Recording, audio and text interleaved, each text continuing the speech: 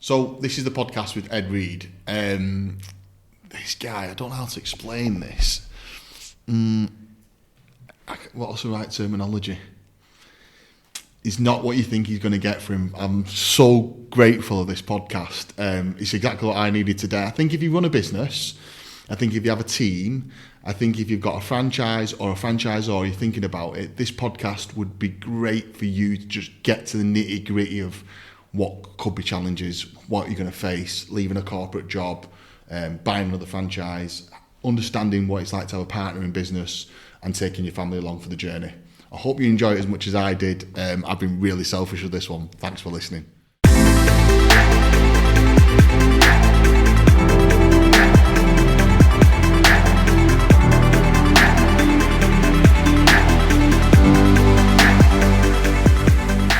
So we are live in 3, 2, 1, action. Okay, so it's another podcast episode, and what I love about these podcasts is that I get the energy of people, and I go to lots of different events and meet different people and shake their hands, and I'm like, cool, I like this person, and Ed's one of them. So I'm not going to introduce you because I don't exactly know completely what you do, but if you could just introduce yourself, please. Of course. So I'm Ed. I'm MD of the Alternative Board. Shall I tell you a little bit about what we do? Yeah, please. You just imagine no one knows what you are and what you do. Yeah, cool. Many people don't. So we exist to make the lives of business owners better. And the way we do that is by coaching them, but also putting them in front of other people like them, other business owners who know what it's like to have all of the ups and downs of running a business. And because we run these peer advisory boards where you get different business owners sat around the table, they know they're talking to people who they can trust, who they feel empathy with, and who they can therefore be really honest with. And if they are, and they're really talking about the difficult stuff that they've got going on, then they're really likely to get great solutions from those other people around the table as well. Yeah. So the groups that form, the bond is unbelievable, and it becomes their safe space, basically. So, what we do in terms of bringing those groups together and working with those business owners is, honestly, this sounds like horribly cheesy, but it's a real privilege because you see them growing and, successfully juggling all of the stuff that they've got to juggle like we do. Yeah, isn't that? I guess it's very much like a franchise. Our franchisee meetings, we have a conference we're committed to the end of last year doing one every 2 months. Right. So we've been doing them every 2 months. Our next one's next month, and the magic that's created in the room by other business owners sharing. Yeah. And once you create a safe space and you start to trust each other, the real tasty stuff starts to come out. Totally. And I think that's where the learning comes in. Yeah, that's exactly it, yeah. Amazing. Yeah. So I reckon I think I counted it, because someone asked me to last year, how many of those meetings I've sat in, so we do the same with our franchisees. Yeah. And I reckon it's about 1,200. Wow. Which if you think that's 1,200 times, 5 or 6 topics each meeting, that's a hell of a lot of different stuff that you've heard. Do you have a video on any of it? No. That's a good point, but there's almost, I think it would possibly spoil it. Yeah, break trust a little bit. Yeah, I get that. People would just be a bit conscious of it. Yeah, it'd be interesting to capture people going into the room and coming out the room, wouldn't it? Yeah. I mean, honestly, it's our single biggest challenge as a brand, is how we give people that, who haven't experienced it, how we convey that feeling to them. Yeah. And until they've actually been in the room, you can't get it. We try and capture that by doing exactly that. Talk to them about what they expect from the day. Yeah. And then capture them at the end of the day, or capture them through the middle of the day. Yes. Yeah. And if they're willing to share, then they will do. Also quite cool to have 2 people from the same business as well, and they kind of have a mini podcast clip. Okay. That's quite a cool way. Yeah, that's nice. Maybe the business owner, the salesperson, kind of capturing the data. That's quite a cool piece. Yeah, I like that. Yeah. Take that away. Yeah, well, it's hard, isn't it? But you have to be kind of like a bit of a storyteller, don't you? You do, totally. Yeah. Okay, now I've got the boring bit out of the way. How did you end up getting into something like that? See, so you're delving right into something that I like. love the coaching aspect, obviously franchising, or whatever you want to call it. I've not got the coaching qualification, but I definitely know how to work my way around a business, and I know how to manage a team, and I know how to lead a team. I'm not really good at management. I'm definitely good at the leadership part of it. The management bit, I'm pretty shit at. How did you get yourself in that position? Like, how did that start? Oh, I know it's gonna. I can tell I'm gonna go long back. Yeah. So, I mean, the short answer I've seen on your LinkedIn you've got a degree. I have.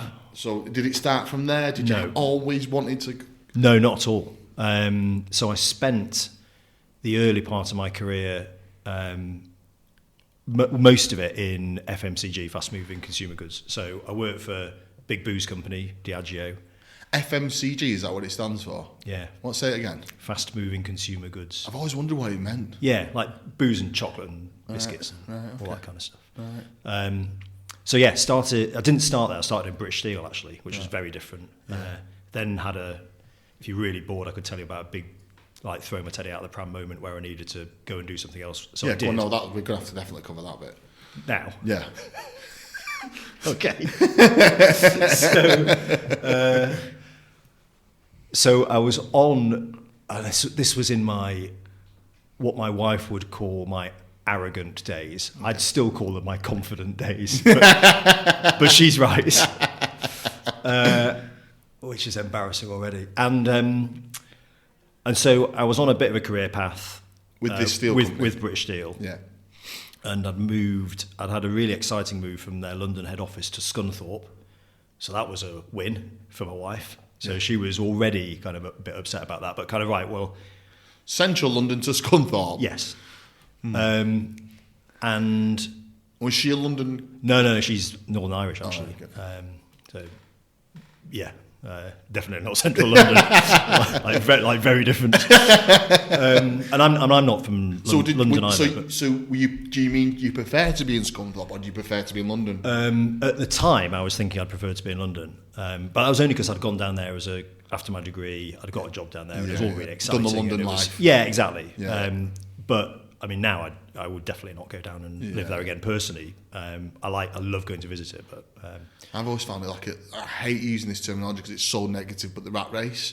Yeah. I spent a bit of time down there with a mate of mine, and I would go down and not be working, and he would be working, and watch him burst out the door, run to the tube, get on a tube, not speak to anyone, and then go to the pub and spend the whole night in the pub afterwards. Yeah. I was like, this is great for like 2 days. Yeah, not for a life. Yeah, well, I managed about 2 years, I think. So in the end, the kind of move back up north was like a blessing in disguise. But the reason I left British Steel was because I thought I should have been offered like the next job up. Right. And I was told by my big boss, it's like, well, you can definitely do it, but you're too young. Oh. I was like, you what? I'm not too young. I was like, no, I probably was. But at that point, I didn't think I was. And therefore, I thought, right, I need to go and do something else. And that'll show them. Yeah. Which is like brave or stupid. Anyway, my wife, being Irish, as we've established, saw an advert for Guinness and said, why don't you go and do that? And I was like, I can't do that. I don't know anything about it. I don't know anything about the industry. She was like, well, why not? So applied for it. Got a job with them, which was amazing, and they were a phenomenal company. So they were part of this big group called Diageo, who own millions of premium brands. And so I kind of worked my way through 2 or 3 different jobs there. Worked in the spirits business after that, then worked in their wines business after that, which was ace. Then kind of got headhunted to come and work for Nestle, because I was up near York. And massive companies, them. Yeah. Well, I mean, 2 of the biggest in the world. Yeah, massive corporates.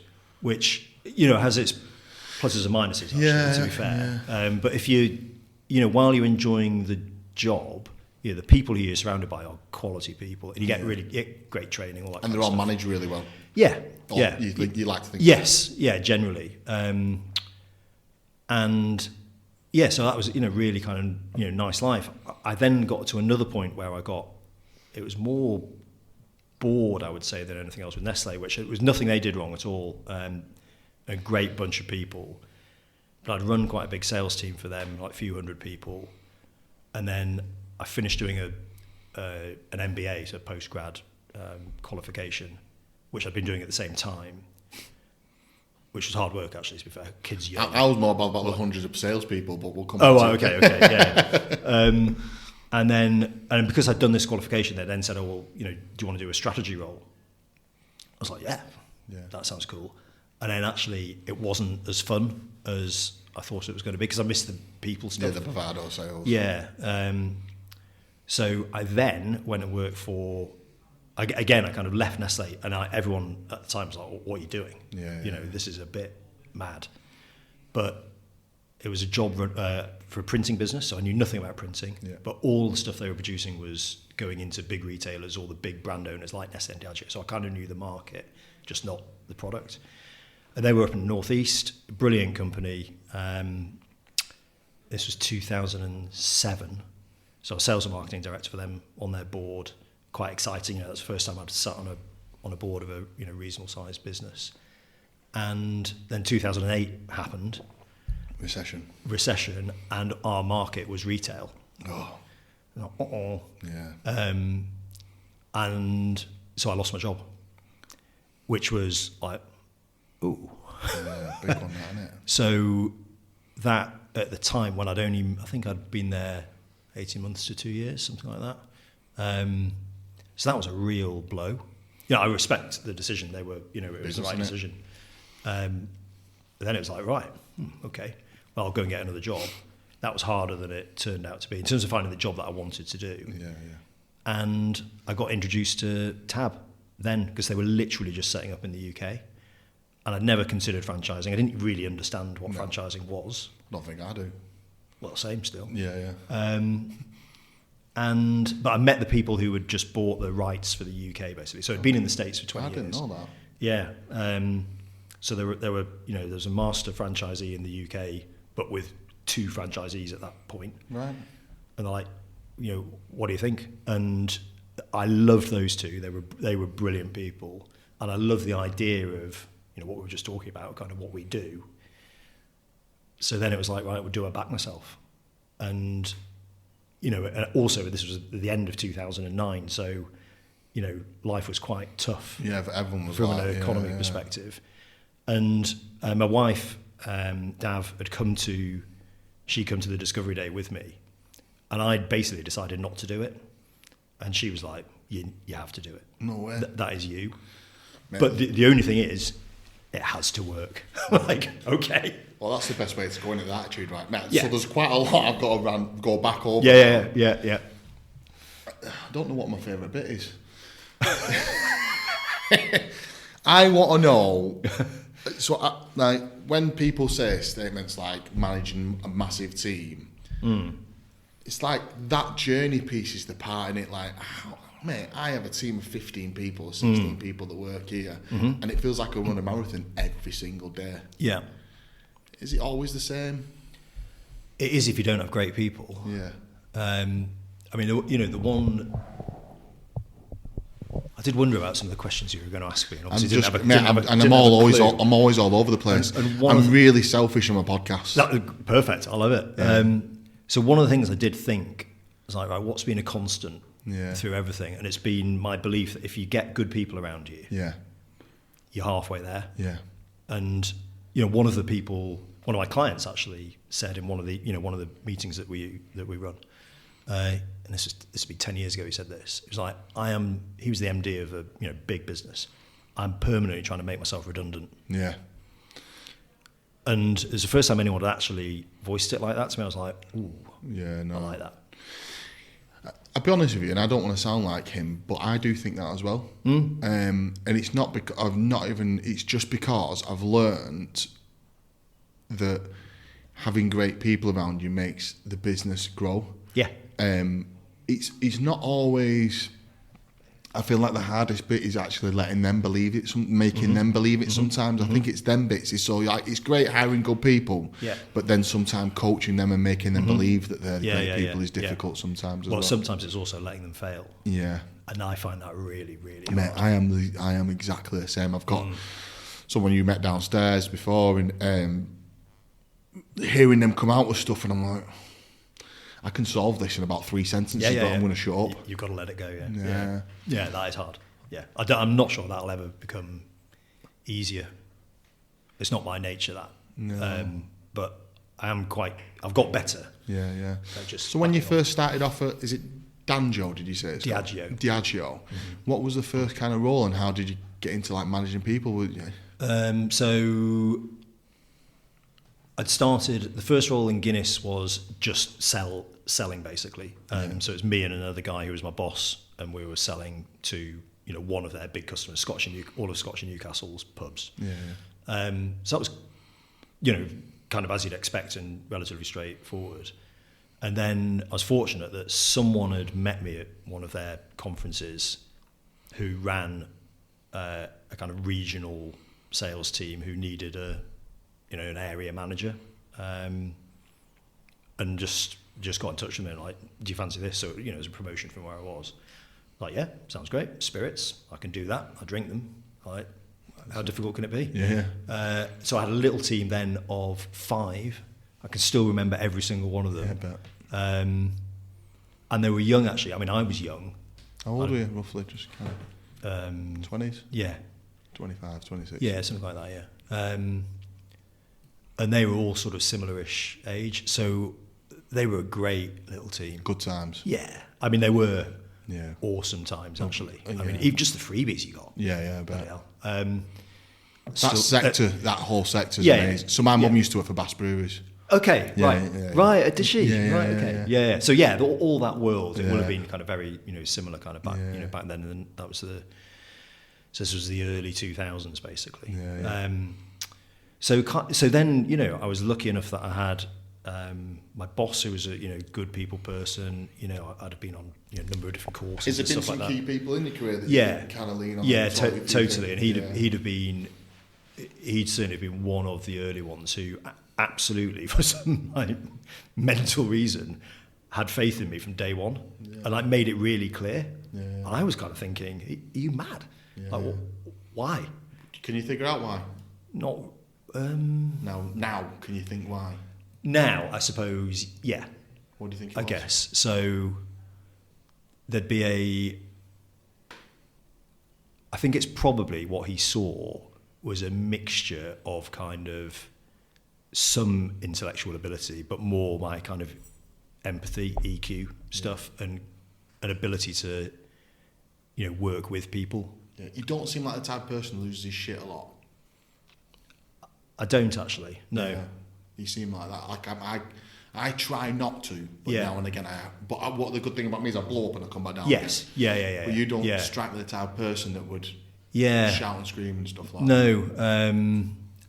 Which is important managing a team, especially in sales. Yeah. I mean, I suppose what I've always had is I've always had either mates or my wife who I'll talk to, and and if I need to let off steam or have a little rant with someone, then there's always been someone there. Yeah. But yeah, it'd be very, very rare I'd lose it. Yeah. Yeah. Again, that's another important one. Great teams, but then great family life that you can offload Yeah, to, yeah, and the good circle of people around you. Yeah. It's everything, isn't it? Yeah, Actually. Yeah. It really is. Yeah. It's weird. Like social media definitely has an influence on some of people's offloading of thoughts, and you often see be careful of your circle, who you've got in your life. Yeah. And it's not until you go through them parts in your life you realise it's not just an Instagram post, or it's not just a quote. It's very real. That. It's very, very real. Yeah. And I always find it hard to swallow when people have massive friendship groups and loads of social life.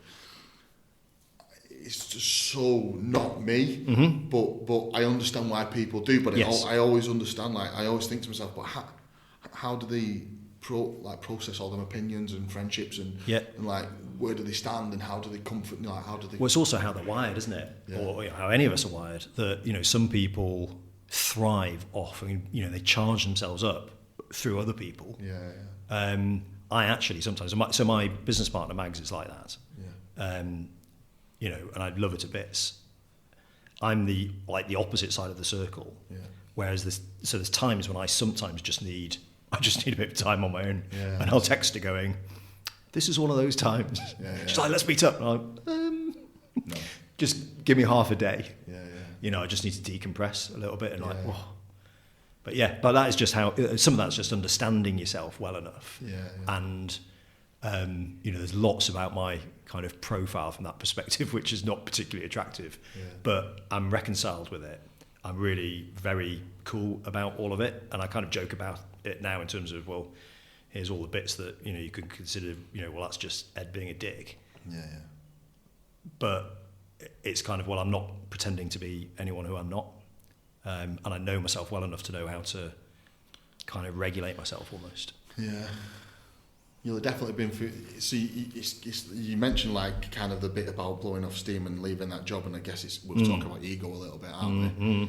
And I think it's a funny one, isn't it? Being, I think men and female go through it. Definitely, like, I'm tapping the table, but men and female go through it, don't they? As well, but I think men definitely go through it. Is that realization sometimes that I've been a dick and it's my ego here, and I need to deconstruct it, and I think that is very difficult. Well, and that's the. I was sort of semi-joking about Dav talking about me being arrogant and me saying it's confident, but it was arrogance, the arrogance of youth, and a lot of that is, and that's the kind of, there's a competitive nature there, which is I want to be doing all of the stuff that you pick off all the very best bits that your mates are doing. It's like, well, I should be doing that. It's like, well, no one else is. It's like, well, I'm going to give it a go and kind of almost pretend that I'm there. And so there was definitely that going on in my 20s and 30s for sure. And there's probably bits of it still going on now, but I'm more conscious of it and less bothered about it. You've mentioned your missus quite a few times. She's a big part of your life, and a big solid part back. Yeah, I mean, we met at uni. So we've known each other more than half our lives now, which is mental, really. But she is. We're a really, I would say we're a really good double act. You need to get her in. Yeah. She'll bring a bottle of wine. Yeah. Oh yeah. Yes. Yeah. Where do I start? Yeah. She was so upset when. So when I'd gone from the booze company and the allowances we used to get, which I said were great, and then so I got a load of beer to start with because I was working in the Guinness bit. Then I used to get a load of spirits, which was great. It just got less but higher quality. And then wine's business got even less but even higher quality, and she was loving it. Then went to Nestle, load of chocolate and sweets, quite happy with that. And I went into printing. She's like, "What are you doing?" I was like, "What?" She was right. She was right. Actually, yeah, exactly. You can have as many as you like. I'll give you a poster. But no, we're great. I think in terms of our, we were both quite kind of corporate-y to start with. I've obviously gone, down a different track now for the last 15 years. She's got a big corporate job now, just got a promotion, actually, really proud of her. And, it's, but she now works all the hours God sends, actually, and I'm not doing, because I've got, I'm able to have a bit more balance. And part of my initial franchise journey as a franchisee initially was, part of the deal was, you're going to drop the kids, at nursery and pick them up after school. And those kids are now at, they're both at uni now, which is, but they haven't really known me do anything else. Other than having, both of them are like, "Dad, you don't really," they see their mum working her nuts off. Like, "Dad, what do you do?" Yeah, like, really? When you're working franchising. Yeah. It's just a nothing job. You're home most of the time. All you do is talk on the phone to people. Like, and it's nice, that bit, and I often talk about this on the podcast, and I kind of get round to it every single time now. Is being a parent and running a business or having a career. It's so difficult, that sort of balancing act. Isn't it? Well, I was certainly in the early days, kind of heavily reliant on her doing her kind of stuff in her career, from a kind of financial perspective. But equally, I wouldn't. I was actually really fortunate that I could, see the boys, kind of at the start and end of every day. It was one of the reasons why. One of the really hard things about that previous job in the printing business, they were up in, we live in Yorkshire. They were up in Tyneside, and then we bought a business down in Heathrow. Wow. And I was out the door at 6:15 every morning and back at 8 or 9, and I was literally not seeing the kids. I could not see them from on a bad week from like Monday to Friday. I was like, that something has to give there. So I think it's like, it's what you did. It's difficult, isn't it? See, I've got some friends who are in the army and stuff. I've got a couple of friends who work away a lot, and I feel like it's that thing of that. You still get to spend quality time with them. You're just not with them all the time. But are you being inspiring to them as well by showing them what could work? It's such a difficult. It's a total minefield, isn't it? And I think it is really difficult. There is no. I don't think there's a right way. Correct. I was just going to say that. I feel like there's just how you make it work. Yeah. I think I can't remember which podcast it was, but someone summed it up, and I really liked it. It's just if you're aware of it, that's good enough. Yeah, yeah. And I think if you're, I totally agree with that. And I think if you're authentic, all the way through it, then the kids will pick up what they pick up. But actually, ultimately, when they're, certainly when they're younger, they haven't got a clue really. Yeah. They're more bothered about how you are with them. It's what you're. Yeah, exactly. It's what you're going through. What you've got. Yeah. Because sometimes I FaceTime the lads and I'm in a hotel. It's 8:00 at night and they both don't even look up from the game. iPad. It's like whatever, Dad. Yeah, whatever. And I'm like, nice to see you too. I'm like, I've got to get back and see the lads. Yeah. I have ended up having a conversation with Charlene for half an hour and don't even speak to them two. So I think to myself, well, it can't be that bad. I can't be missing out on that much. No. And that's what I think. So, and then I think both of them probably going to end up having their own businesses when they're older anyway. So, brilliant. So that's kind of in your own way. There's some inspiration there. Inspiring, that's what I kind of see. So, it's a funny one, I think, isn't it? And running a business and deciding what's important, and it's so difficult because I think some other families project that out into the world, and I've got someone who's had a kid, and she just constantly projects how her perfect work-life balance is and her little world, and it's almost like everything else is incorrect. Yes. And I feel like saying, wow, you and the thing is, she thinks that she almost promotes that in her business, that you like be calm and all this sort of stuff, and I'm thinking, actually you're actually really negative and you don't realise how bad you are being right now to the majority of the public world that have to pull resource from everywhere, mums and dads and grannies and grandpas, and just to get by. Yeah. And I find it difficult sometimes. When that, if you're on the kind of receiving end of that and, feeling like the gap is just way too big, then that's really hard because you don't know where to start then, do you? And then you've got all the guilt and everything that that my comes little with boy it. Jackson, I think I always get the date. I think it was about 11 days old he was when he went into nursery because Charlene had to go back to work and she just couldn't handle it. Yeah. It's just is what it is. But so I just find it like, if you're aware and don't criticise anyone else because you never know when else is going through. So. And it's what that is one. It's one of the subjects actually that our clients will talk about. Very many of them think when they join, it's like, well, I'm just going to bring business challenges and that's it, because that's what I should do.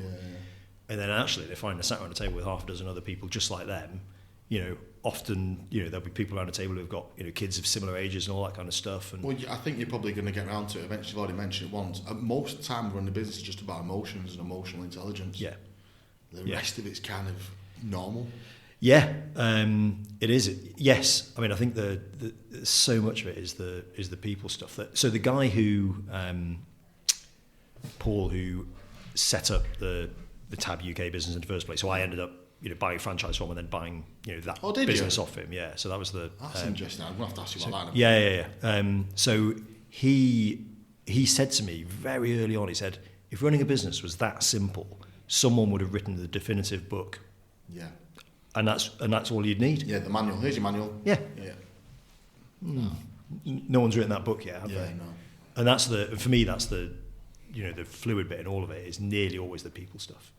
Yeah. Because most people can adapt and change to what's going on out there.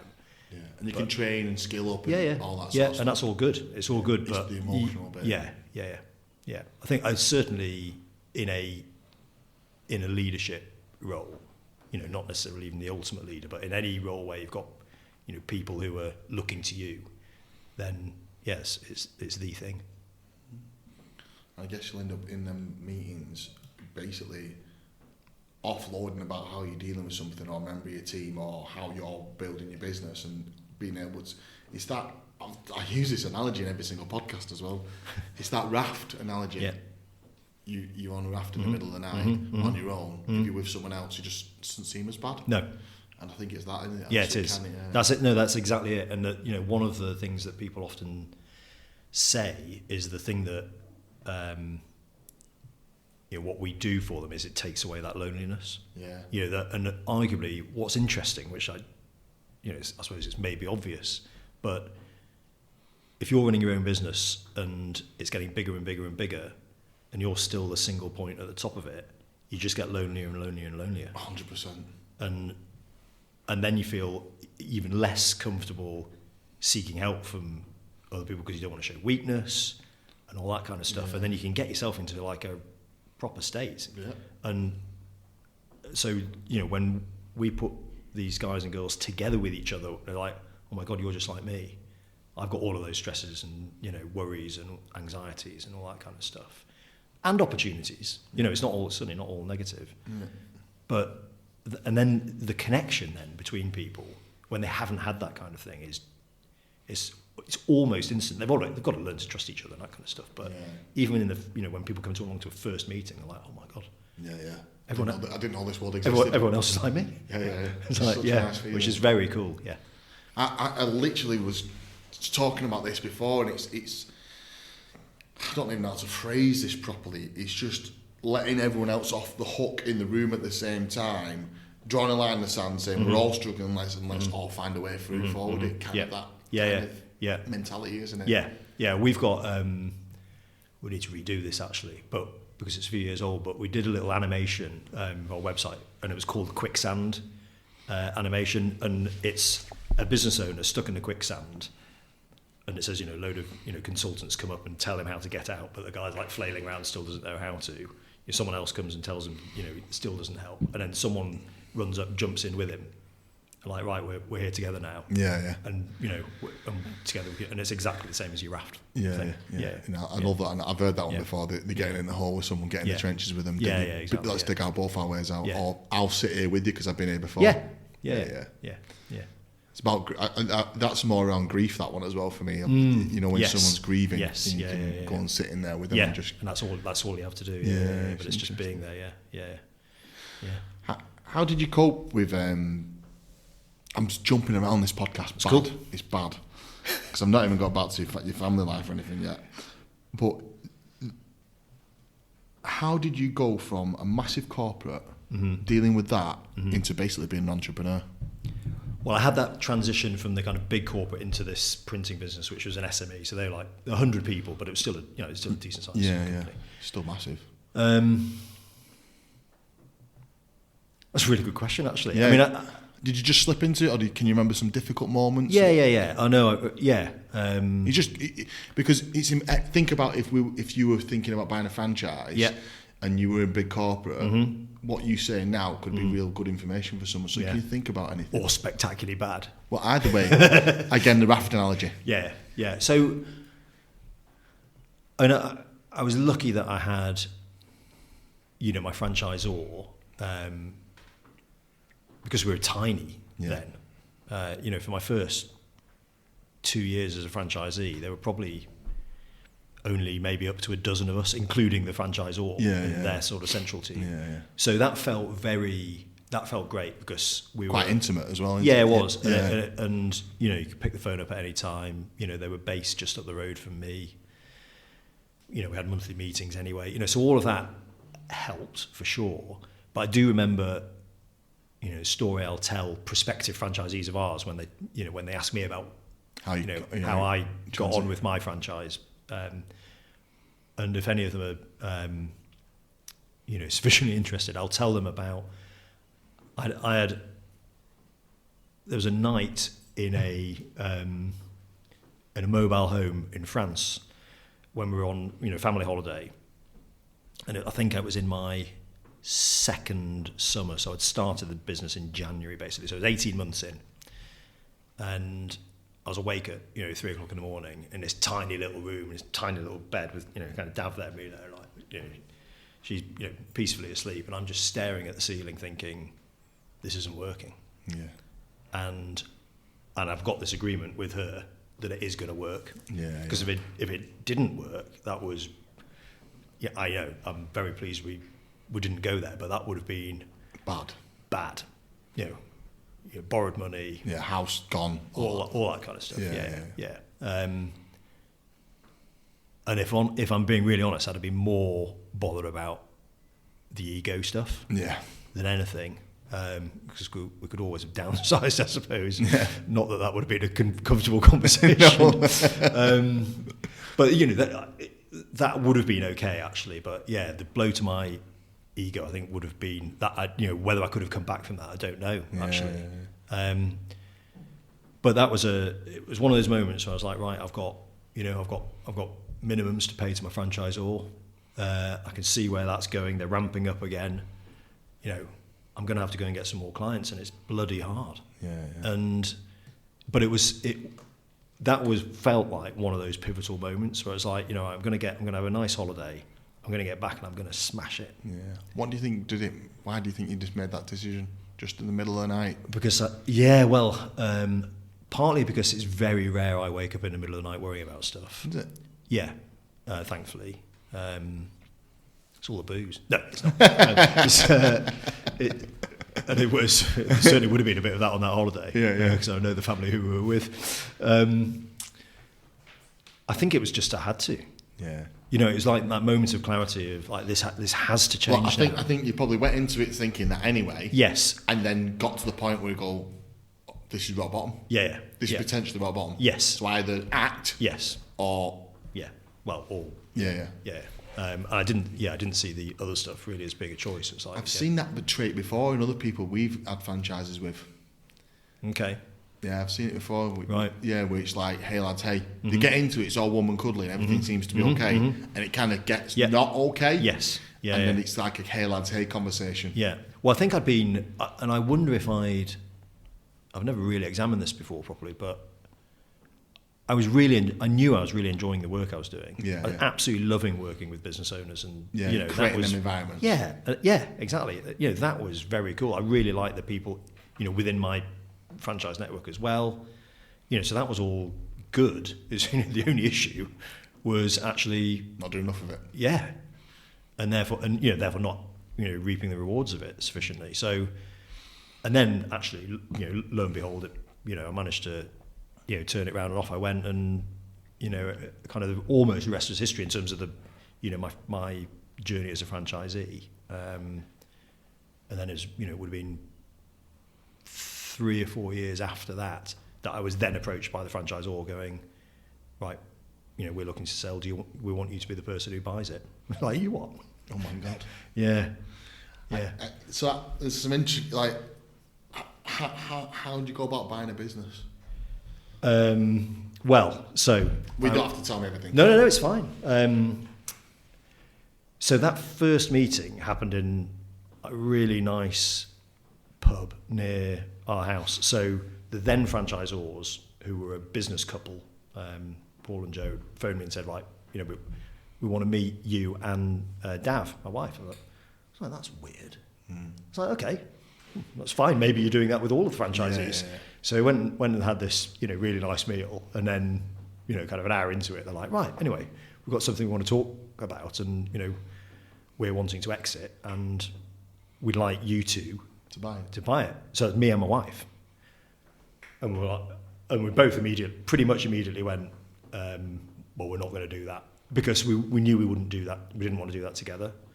I don't think we ruled it out on the spot, but we did within a couple of hours of leaving. But I knew that I didn't want to do it on my own, partly because I'd seen Paul and Joe, this couple who were having this conversation with us, I'd seen them operate brilliantly together. They kind of really complemented each other. And so I thought, well, I am interested in it.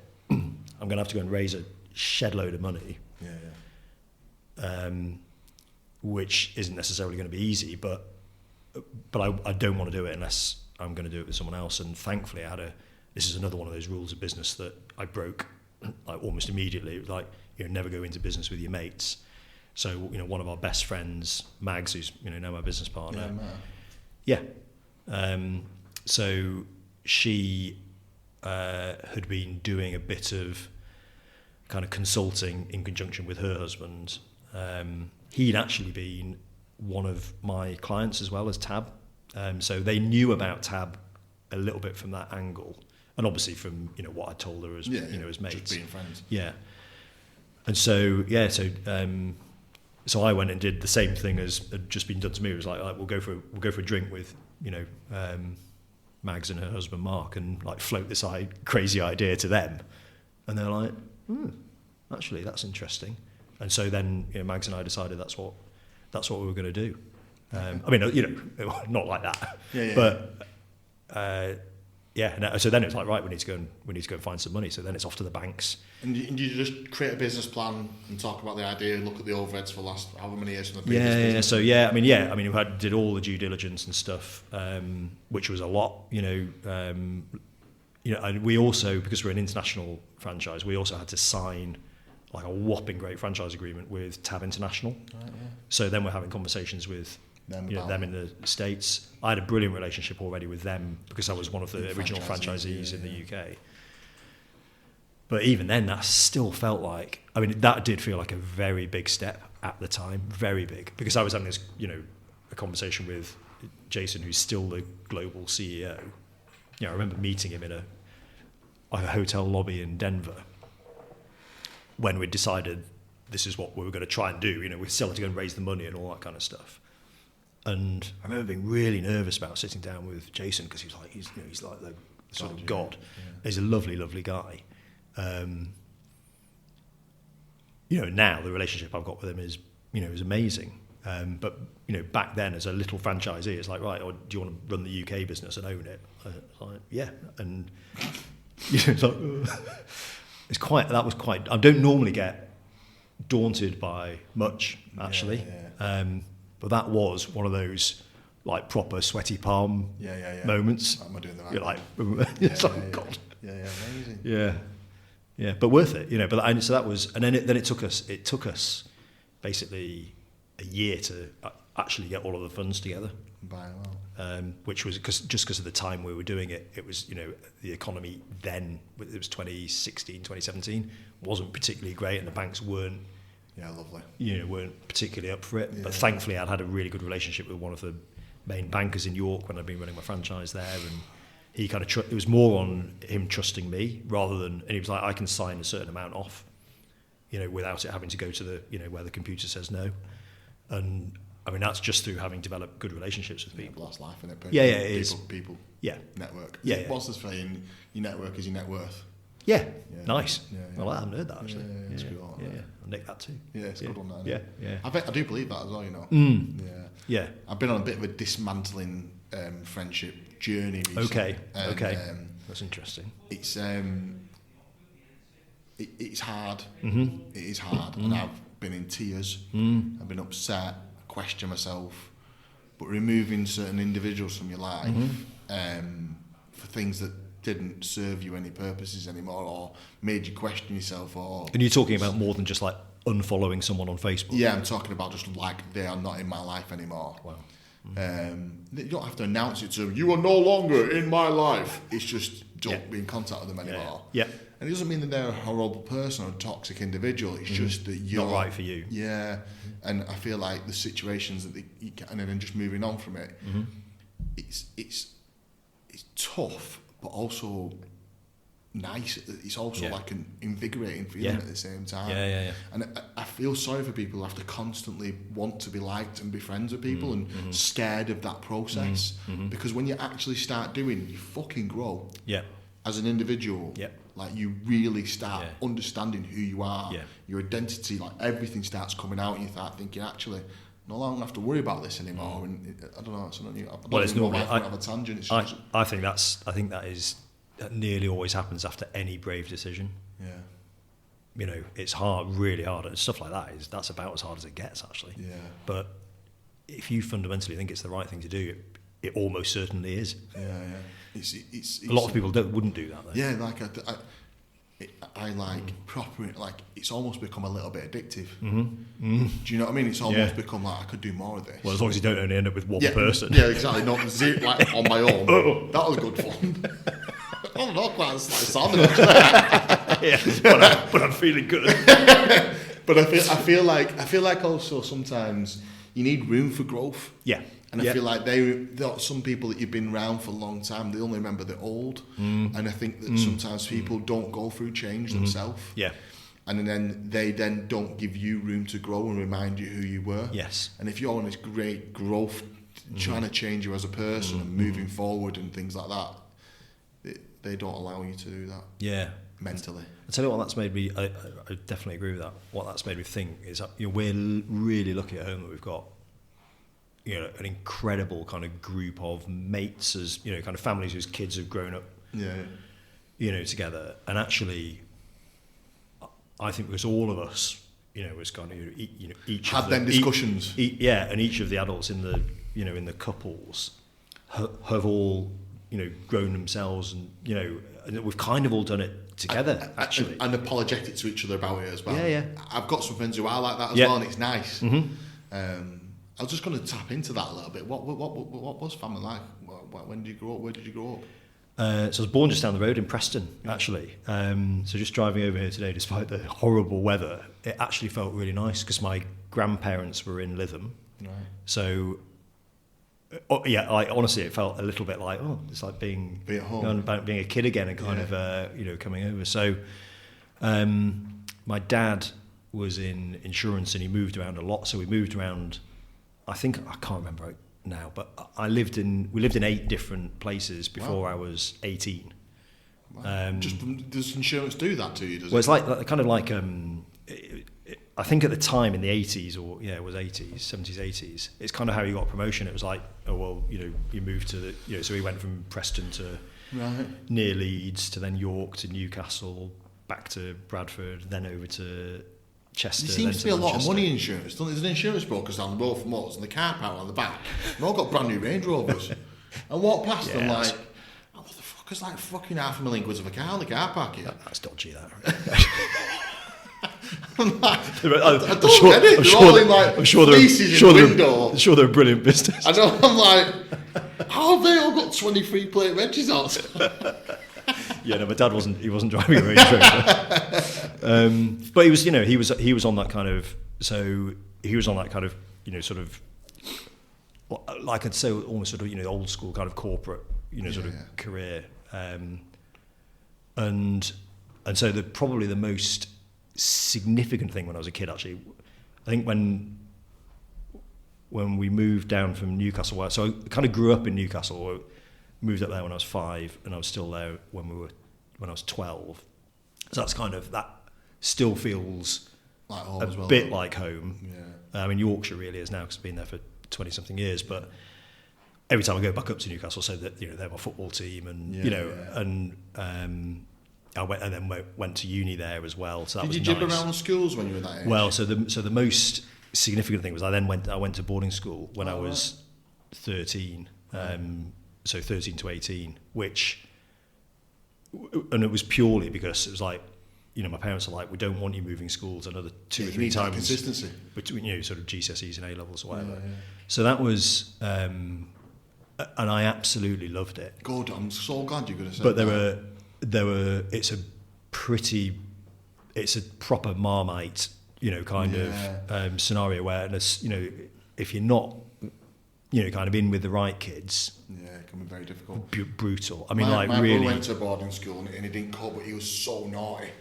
Right. He did a year and they booted him out. Yeah. It was a nightmare. Yeah. But then I always hear stories of people who've been to boarding schools anyway and they do the usual, I was bullied and blah, blah, blah, blah, blah, blah, blah, blah. Which is fine, I understand that, and I was bullied at school, fucking hated it, but I'm so glad you enjoyed it. Yeah. No, I did. I mean, it was quite sporty. I just felt like, kind of lessons slightly got in the way of, being able to play sport every afternoon, and, that was fab. And I've made some, lifelong, absolutely lifelong friends. I was on the phone this weekend to, one of the guys who I've known since I was, 13, who's our best man, Amazing. So that was, and I think the single biggest thing I got from that was confidence. Actually, it was because I was before that I was definitely a kind of quiet, slightly kind of in my shell kind of kid, and I don't think you could really survive in that in that kind of boarding school environment unless you were a bit more on the front foot. And I was like, okay, well, that's what I'll be. And you do give me that vibe. You're quite. He's a bit like my mum a little bit. I feel like you've done quite a lot with your life and probably led a big team and been part of something, but you definitely don't give that bravado off. You're kind of like quite controlled, aren't you? Yeah. No, I am. Yeah. It's nice. It's nice. It's a nice thing. I like it about you. You're just not. You're unassuming in a really nice way. Yeah. Other people might tell you different. Well, yeah, they might be the ones who've been to the pub with you. Yeah. But it's a nice trait. Yeah. It's a really nice trait. Yeah. It's a funny one that I think you're probably right about the pub. Yeah. But I'm the same. Yeah. Don't come to the pub with me on Friday. We'll get into Monday.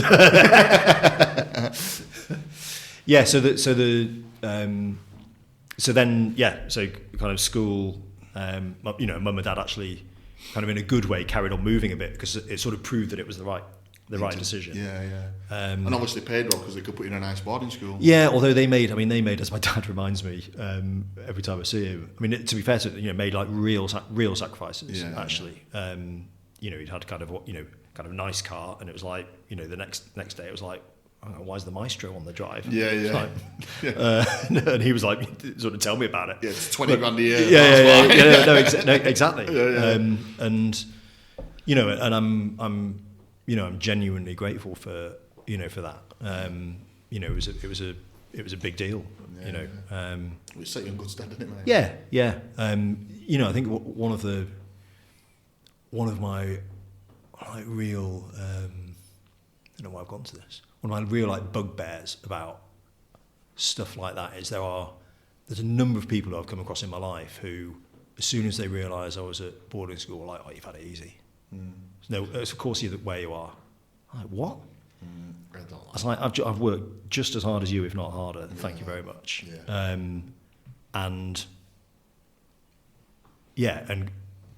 it's funny that some people will jump. That's their victim mentality, though. Well, yeah, probably is actually. It probably is. Rejecting. Yeah. Whenever I've fucking I've had it all my life too.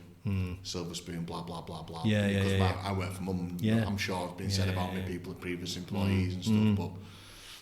Yeah, and it's the thing is that what I used to do was get into full on justification mode, and then you think, why am I spending all my? I know this. I don't care. I don't care whether you know it or whether you don't. But it hurts your ego, though. Yeah, it does. It does. I mean, someone says that to me now, and I genuinely like whatever. Yeah. But that's probably only in the last. If I actually think about that, I reckon that's probably only in the last 5 or 10 years. Well, a lot of the time is sometimes there's some sort of. Let's face it, we all like to be told we're doing a good job. Yeah. And if you're proud of something you achieved and you want to shout and talk about it, sometimes people are a little bit jealous of that. Or a little bit, I can't do that, so I'm going to poo-poo what you're doing. Yeah, sort of unpick the threads a bit. It's funny that I don't know why I suddenly came out with that. That's the whole point of the podcast, isn't it? It's just to unpick. It takes you to different places. It's I always find what you got and how you got there is amazing, and I love the sound of your business. I might come to one of you. I'm going to have to come totally to love you too. It's got me intrigued. It costs a fortune though, Ryan. You'll do it for free, it's fine. What with the ice scraper you've just given me? But it's thanks, Kay. It's interesting, isn't it? What I have to always get is unpick how I got there in a really nice way. It's because I think it's only your life and your career history that's got you to that point. Yes. That puts you there, because you didn't apply for the MD of a franchise network. No, I did not. Do you get what I'm saying? Yeah, totally. Yeah. And totally. that advert will never come about. Yeah. You just get made there. Yes. Yeah. You just get made there. So and that's what, there's one thing I love more than anything that I do. It's about hearing those people's stories. Their equivalent stories of, because actually the vast majority of people who are our clients are, the people who own their own businesses, of whether it's million turnover, 20 million turnover. None of them, well, very few of them have applied for that job. I mean, some of them have. If they're MD or whatever, they might not be the owner, but most of them have got there somehow. And all of those stories, every single one of them is different, but with the same few threads. It's like, work hard, spot opportunities, take some risks, hopefully be fairly good with people. And then for me, it's the because I sit there in disbelief. I'm like, how the fuck has this person got to this situation? And that's why I started the podcast, because I did it from a purely selfish point of view of just not understanding how other people do are so successful. Success as in business, because I think success is actually a different word. Actually. Yes, yeah. And I'm just like, how the fuck have they got there? And how have they dealt with it? Because every single day I'm like, I get tested in ways I never thought I would get tested. And I've had to dig deeper than I've ever thought. And then I think to myself, oh, I've sorted and I'm got through that lesson this week. And then some other massive bomb just comes on like, what the fuck? So that's why I started the podcast, is because I think that the franchise industry needs to hear stories of people and how they got there. What they go through emotionally, and growing it and stuff like that, and so that more of the people think about franchising their business, and more people get into it, and that's why. Which is a brilliant thing to do. Yeah. And that's why kind of interesting to pull apart. How long were you a franchisee for before you come up with the franchisor? 7 years. So I've done now 14 years. So it's like I'm hitting exactly the spot. In fact, it's next week will be our 7-year anniversary since we bought the franchise. And I was a franchisee for 7. Wow. So half and half so far.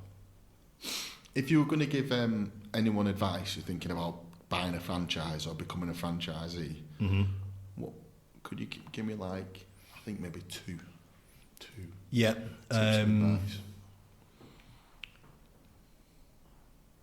Be prepared to absolutely work your nuts off for the first couple of years. Don't make an assumption that just because you're buying a system and you're investing in it that it will just happen for you. We've definitely had examples of franchisees in our network who think that, despite the fact I've told them again and again and again through it's the mad, kind of process, like, but they choose not to hear it. Yeah, you spell it out to them. So I've got a franchisee potentially signing with us, and I'm just in this crux all the time with them. And they've been to 2 conferences. I've took them to conferences, right, to just prove to them how difficult it is. And my conferences at the minute, any problems I'm just dealing with, and I'm just trying to prove to them that this is difficult. It's interesting. No matter how times you tell people, they just don't. Listen. And it's I think that's a good thing that franchisors do, is try and put people off. Definitely put them off. So the first one is work really hard. The second one is, for me, and it's maybe a bit more around our franchise because it's such a people-based one, like yours is do you believe in the people running the show? You are, although you're signing an agreement with the franchisor who's a business, and I could sell it tomorrow and they'd be working with someone different, but on the assumption you don't think that's going to happen as a potential franchisee, do you think you can work with that franchisor? That franchisor, for me, that was a real biggie. But equally, I was buying it as a franchisee. Was literally the 5th person, the 6th person in the whole business, and a dog. That was it. So I get it. That statement's quite. So can we kind of delve in a little bit about identity? So I always question: do I always act and behave and lead this business the right way? Quite often I question, should I do what I do and how I act? And it's just being me, but should I polish it up a little bit, or should I change? But I fundamentally don't want to do that because I'm just happy being me. But I think that that might put some people off, or and I might spend more time explaining myself to people who work for me or work with me, and have to go about it a long way around, more usually an emotional conversation. I'm just wondering, do you think it's a good thing or a bad thing? That's a really good question, because a massive part of that is what culture do you want? And what you don't want is a culture where you're having to be someone who you're not. That doesn't mean you can't. All of us can add certain things and be better at certain things, and cut out some of the stuff that we know we could probably cut out occasionally. Yeah. That's all doable. But fundamentally, you are who you are, and your business is what it is as a result of it. So, and actually, you would make a strong argument of any of the business models where you just go, well, in that case, we'll just stick with it because it's I'm going to say it's rinse and repeat. It is relative to some other businesses in terms of the franchise model. It's like, well, we need another franchisee to go and do effectively the same thing somewhere else. I mean, I think it's a great thing that you question yourself on it, but I mean, my gut feel would be you absolutely stick with who you are. People join for who you are, that's right. and they'll stay for who you are as well. I think that's what I'm like. It's like that toss up between of like your ego coming back in and being like unapologetically myself. And I'm going to shout and swear and scream and talk about all these things and be a little bit unapologetic, and then thinking I don't need to be as excessive as that. But I'm definitely going to, and I guess you'll be the same. It's like, I'm not going to give that bravado all the time. It's just that constant conversation with yourself and that internal dialogue. It is. I mean, because I think it's lazy to just go, oh, it's just me. Take it or leave it, and then be a complete tit. Exactly. That is lazy. Almost stupid as well. And arrogance and kind of not caring and all that kind of stuff. But still, there's the authentic you. You just want to be yourself, don't you? And understand that myself is someone practicing to grow. I'm constantly trying to evaluate. And trying to think about how how you're impacting everyone else's lives who are around you. I think if you're conscious of that and you've got a bit of empathy and you've got a feel for how people are reacting to it, then you're not going to be the idiot, are you? No. You're not going to go out of your way to hurt people's feelings. Where if sometimes when people go, well, they can just take me or leave me, and it's like, well. Is that really what you mean? Yeah. Actually, all you're doing is making an excuse for not wanting to change anything. Yeah, well, you're excusing just not listening to people. Like, you think you're this, but you actually aren't. Yeah. I think that too. I feel like that's true. But that is a... I know I'm quite deep and stuff like that. It's just, it's on the top of mind at the minute. It's just like, should I, shouldn't I? Yeah, and whether you want it or not, people look to you as the leader of the business. And therefore there is a role that you're playing. It's perfect if you're playing it 100% as you. But then that comes with its problems sometimes. So because I'm quite open, I have an open door policy. Well, not a policy, but I just fucking leave my office all over fucking policy.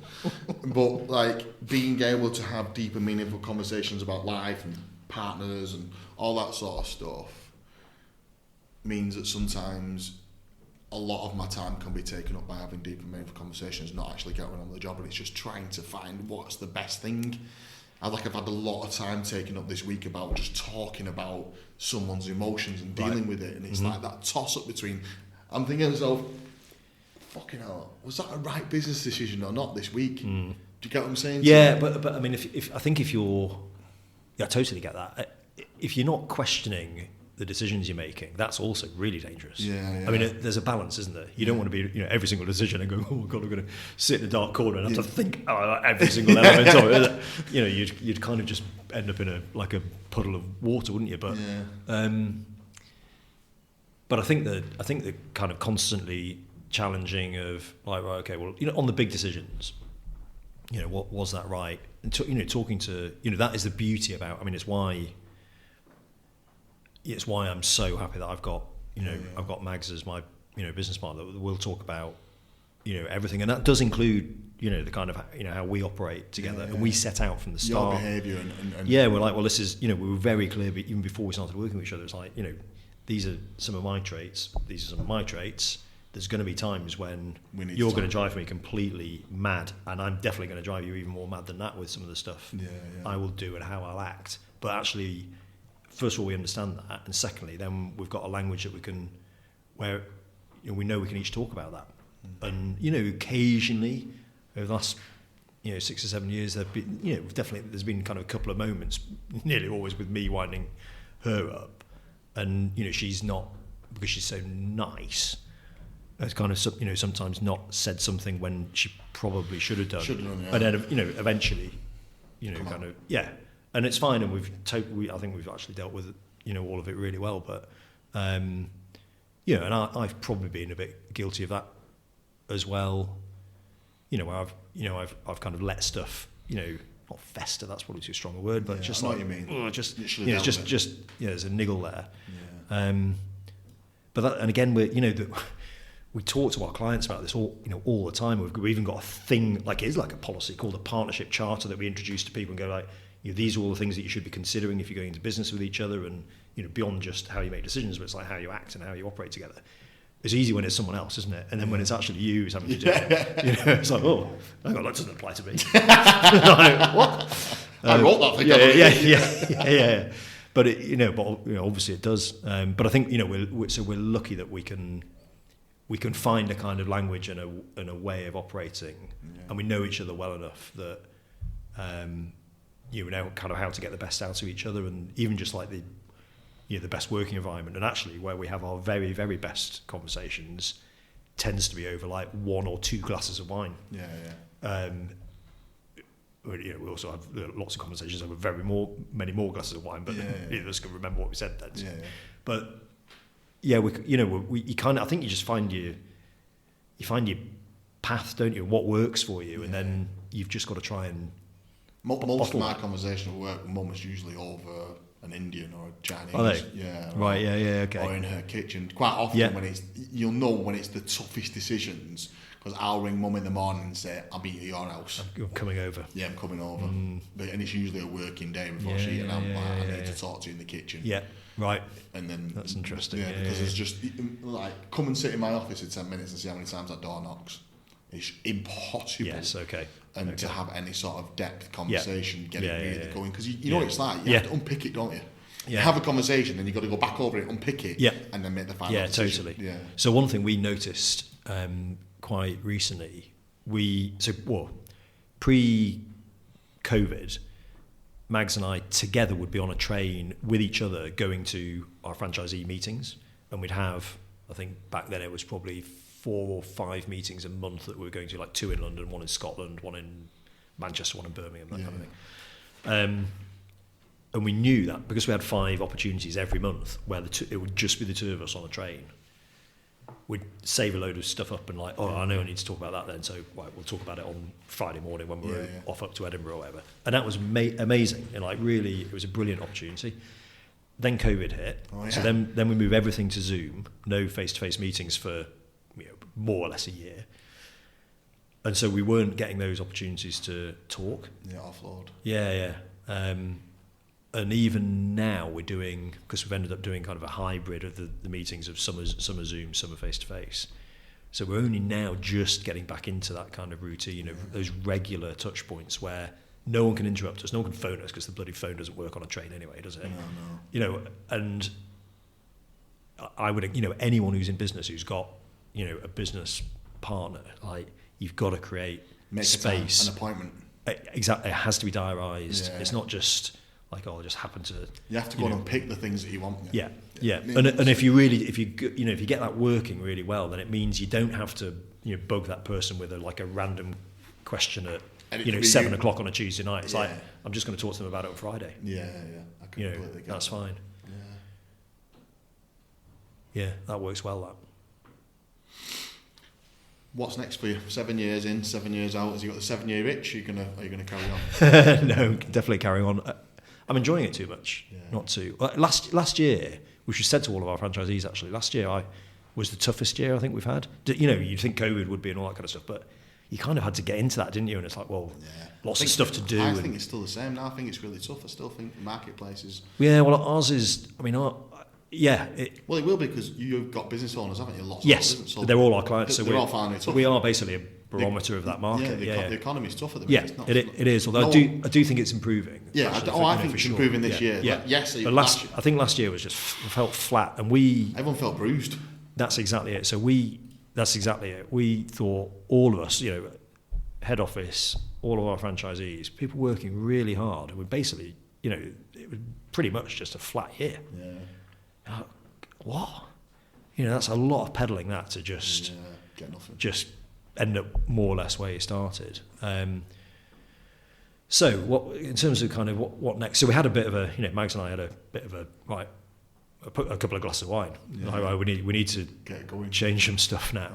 And so we've made some really good decisions, I think, on stopping doing some stuff and being relatively unapologetic about it, but explaining it to the franchisees. This is what we're not going to do anymore. We're going to change some stuff.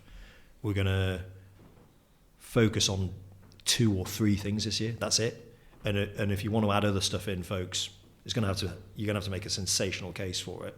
But we're going to do these 2 or 3 things really, really, really well. Focus. And we think they're the things that are going to make the difference. So I'm feeling great about it. Way better than, if we'd done this in December, you might have had a different Ed on the other side of the table. I'll be honest with you, I'm exactly the same. Right, okay. So what's changed for you then? The market. Well, Right. I'll be honest, what's changed for me is me. Yeah. Yeah, I've just fucking rolled my sleeves up and got Right. into the business, gone right back into the core business. Yeah, I'm not okay. saying it's down to me because it's not, because I've not, all I've done is go, do this, do that, do this, Yeah. needs looking at. Because Yeah. I'm in that position of Yes. looking over. Yeah. Because I got myself there. Yeah. I can go, right, this needs fixing, that needs fixing, this needs sorting, that needs done. I've got a consultant in, I've done this, Yeah. made this happen, we've done that, moved Yeah, around, yeah, changed yeah. a couple of commission structures. Right. And it's back on track. Okay. Without that, I think it would be a disaster. Okay. But I think I'm working better, smarter and harder. Great. Good. And I think everyone's probably done that. Yes. A lot of people Yeah. didn't want another 2023. Yeah. And everyone wants a 2024, Yeah, I which agree is with then that. pushing the economy. Yes. Yeah, exactly. I think everyone kind of went, fuck yeah, this, yeah. I'm not doing this again. Yeah. So that's definitely where we are. So, so I'm actually really excited about it. And Max and I have done a kind of a 5-year plan, which is what's triggered what we're going to focus on this year. Focus. But it is part of that slightly longer planning cycle that traditionally we've done a kind of a year at a time, whereas actually we've gone, no, this is where we want to be by 2029. And therefore we're going to have to change it. We've got to change stuff now in order to get there, which is nice. Like a bit of kind of new batteries plugged in and feel like really good about it actually. So it's exciting. Yeah, nice. Are you going to go for any awards or anything then? We will. It's one of those funny ones. So we got really close in one of our first years actually. We thought, oh, this is straightforward. Just enter an award and you're kind of your finalists. Like, amazing. And then we've entered, I think we've probably entered at least for one category a year, and kind of, I think we've maybe been finalists in one other thing once. But actually it's really tough, isn't it? People like you turning up and bloody making it difficult for everyone else. That's down to earth, thank God. Well, that's my amazing delegation We need skills. to have a conversation then. But we're going to go for the BFA awards this year. Yeah, and we great, and so you should. I don't think we'll get listed, but I think the work that goes into it's going to make us sit up. Yes. I don't think we'll get finalists. I mean, I don't think we're good enough, but I think the work to do. Well, I think you might surprise yourselves, but I hope you do actually. Because I honestly think you deserve to. So I'll be cheering if you do. It'll be awesome. But I think the process, the BFA process it's hard, and that's good. Yeah. It makes you whiff it. Yeah, it totally. Yeah. But it really does make you look at, particularly if you've entered them, a couple of years in a row. It's like, well, what are we doing differently? Yeah. This year from last year. Yeah. And how are we communicating it and getting that kind of message across? So we'll do that. Buzzwork Awards. Is it Buzzwork? Workbuzz. Workbuzz. I would dyslexia that. Buzzwork maybe better actually. And the results from that, I take it seriously. And one of the ththings we got was 71% on peer-to-peer support. And I was like, we need to fucking sort that out. Yeah. So that's why I did the full conference every 2 Yeah, months. great. Because I think the industry average was 84%, and I was like, we got 100% on some stuff. Yeah. We won. We actually won last year. Yeah. But I was still like, we can be better. Yeah. I want to be 100% of everything. I don't care if I win. Yeah. Because I think that's down to your presentation on the day. But I think knowing that you're good enough to your franchise network is the important bit. It's massively important. So, going for these awards, the BFA awards, Kay says she's promised she's going to win, so that's great news, Kay. Thanks. Perfect. But I think me and Kay and some of the team will go on a journey, and that's the important bit, isn't it? That's the important bit, is making what's the iron sharpens iron. Get yourself better. Yeah. Well, certainly, we've had, so we got the 5-star satisfaction this year, which was amazing. Yeah. But even then, has stuff on that, where we've scored whatever it is, anything in the kind of 60s or 70s, you're thinking, well, that's horrific. Yeah, it's bad. And actually, but then you think, can you please all the people all the time? And you probably can't. But I think it maybe the kind of people that we are in terms of wanting. I want all of our franchisees to be really happy with every aspect of it. And the fact it's not happening is actually really, really frustrating. Yeah. That's why. I mean, I immediately, I was like buzzing with one, but I was like sat and got the piece of paper and went, where the fuck are my faults? I'm going to fix them. And that was the first thing I did. And I said to Mum, I want to do a conference every 2 months. Everyone, it's going to cost me $7,000 a time roughly. Can we commit to it? And that was it, done. It's done. And I know when I put that, I think I've said August to not Wendy, Sharon, to do this year. I know there's absolutely no way I'm not going to get 100% on peer-to-peer. If I get something else wrong, fine. As long as I get 100%. Give you something different to do next year. Yeah, give me something to do next year. What the fuck else do? So, no, do you got what I mean? So, I just wanted to, what your thoughts were on the awards. Yeah, no, I think I've got very varied thoughts on awards, actually, if I'm being really honest. So the Work Buzz ones, of all of them, I think are, what I really like about them is you can see everything that you've been scored on because it's your franchisees scoring you. And it's a true one as well. Yeah, totally. And it's also then directly comparable with all of the other franchise networks. So I think it's really, really good. And I think each year they improve it a little bit and you can see trends and all that kind of stuff. And I really like that. And it's stuff you can act on, like you have done, really, or what you've got to do if you want to fix it. Where I struggle with the other ones, and this would be the same for the bloody Oscars, won't it? And and every other award, but it's where you can't put your finger on why you've either won or you haven't won. And sometimes it just feels like, oh well, okay, even the explanation. So some of it feels a little bit. It's not cloak and dagger quite, but it's just.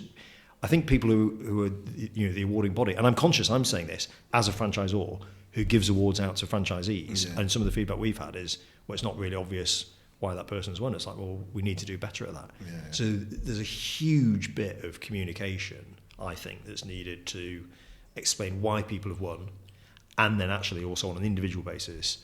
Where you've fallen short. We entered some awards last year and we still haven't had the feedback. We asked for the feedback of why we didn't get a different position. And we haven't had the feedback. And look, at the end of the day, they're busy.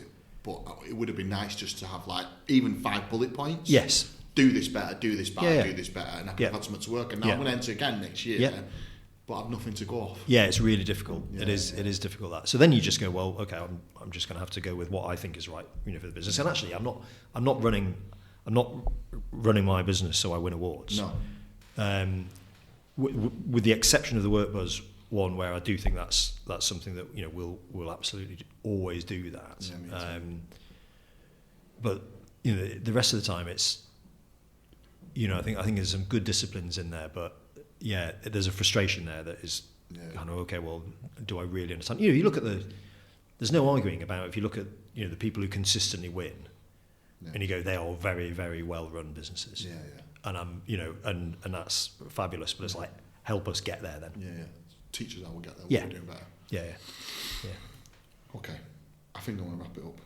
All right. I think we've covered everything I possibly can, mate. It's been absolutely delightful to get to know you a bit better. Yeah, likewise. It's been. I've really enjoyed that. Thank you. I've been so selfish with that podcast. It's just been literally about me. But thanks for coming, mate.